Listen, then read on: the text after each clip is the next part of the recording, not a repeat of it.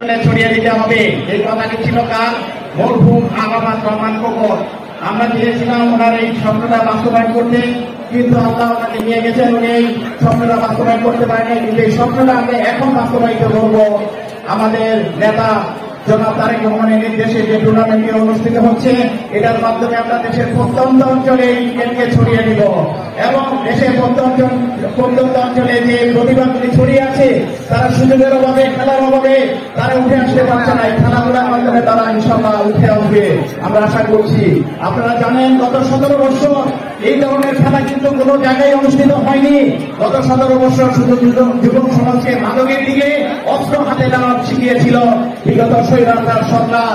আমরা চাই এই যুবক শ্রেণী এখন পড়ালেখার পাশাপাশি বইয়ের হাতে নেওয়ার পাশাপাশি ব্যাট হাতে নিবে এবং এটার মাধ্যমে দেশকে গড়ায় আবার তারা মনোনিবেশ করবে, যেমন করেছিল শহীদ প্রেসিডেন্ট জিয়াউর রহমান।